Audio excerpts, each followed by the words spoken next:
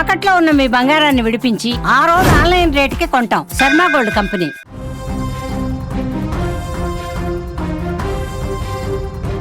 సౌదీలో జరిగిన ఘోర బస్సు ప్రమాదం హైదరాబాద్లో విషాద ఛాయలను మిగిల్చింది.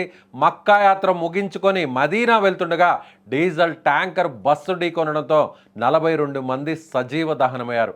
అయితే ఈ ప్రమాదంలో ఒకే ఒక్కడు బతికాడు. అతని పేరు షోయబ్ కా తెలుస్తుంది.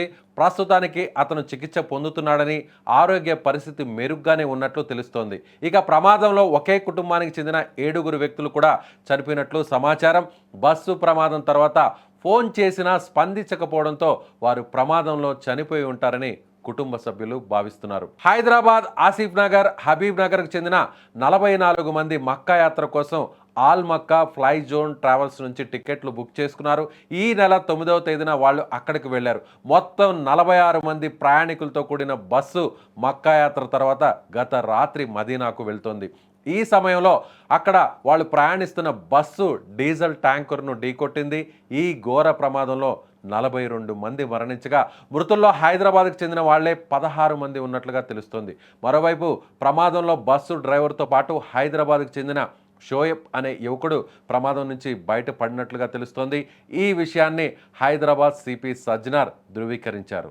సో ముఖ్యంగా ముస్లిమ్స్కు మక్కా యాత్ర, మక్కా సందర్శన అనేది వారి జీవితంలో ఒక ధన్యమైనటువంటి ఘట్టంగా భావిస్తారు. ప్రతి ముస్లిం కూడా, ప్రపంచంలో ఉన్నటువంటి ఏ ముస్లిం అయినా కూడా జీవితంలో ఒక్కసారైనా కూడా మక్కాని సందర్శిస్తే ఖచ్చితంగా స్వర్గ ప్రాప్తి ఉంటుంది అనేది ప్రతి ఒక్కరూ వారు చాలా నమ్ముతారు. అయితే నిజంగా ఆ మక్కా యాత్రలోనే వీరందరూ కూడా చనిపోవడం, అందులో తెలుగు వాళ్ళు ఉండడం, ముఖ్యంగా హైదరాబాద్కి సంబంధించినటువంటి తెలుగు రాష్ట్రాలకు సంబంధించిన హైదరాబాద్ వాసులు కూడా ఉండడంతో అందరూ కూడా ఇప్పుడు శోక సముద్రంలో మునిగిపోయారు. ముఖ్యంగా ఒకే కుటుంబానికి సంబంధించినటువంటి చాలామంది కూడా చనిపోయారు. హైదరాబాద్కి సంబంధించినటువంటి 16 మంది ఈ బస్సు ప్రమాదంలో చనిపోవడంతో, ముఖ్యంగా ఈ బస్సు ప్రమాదం ఒక్కసారిగా అగ్ని వ్యాప్తి చెందడం, మొత్తం బస్సు అంతా కూడా ఆ మంటల్లో చిక్కుకుపోవడంతో బస్సులో ప్రయాణిస్తున్నటువంటి ప్రయాణికులందరూ కూడా చనిపోయినట్టుగా తెలుస్తుంది. ముఖ్యంగా ఇక్కడ ఉన్నటువంటి వారి కోసం ప్రత్యేకంగా ఆ ప్రభుత్వం కావచ్చు, పోలీసులు కూడా ఒక కంట్రోల్ రూమ్ని ఏర్పాటు చేశారు. సచివాలయంలో కూడా ప్రత్యేకంగా ఒక కంట్రోల్ రూమ్ని ఏర్పాటు చేసి ఎప్పటికప్పుడు సమాచారాన్ని కూడా చేరవేసేటువంటి ప్రయత్నం చేస్తున్నారు. అలాగే తెలంగాణ ప్రభుత్వం కూడా అక్కడున్నటువంటి ఆ దేశానికి సంబంధించినటువంటి, సౌదీ దేశానికి సంబంధించినటువంటి రాయబారులతో కూడా మాట్లాడుతున్నారు.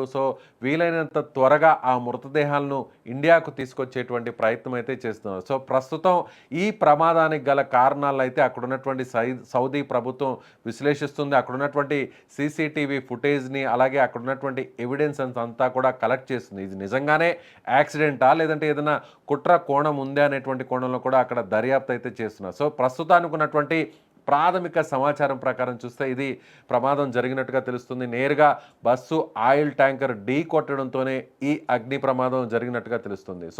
ఇప్పటి వరకు తెలుగు రాష్ట్రాల్లోనే బస్సు ప్రమాదం అంటేనే, ముఖ్యంగా దేశంలో కూడా ఇటీవల జరిగినటువంటి అనేక మంది ఈ ప్రమాదాల్లో ప్రాణాలు పోగొట్టుకున్నారు.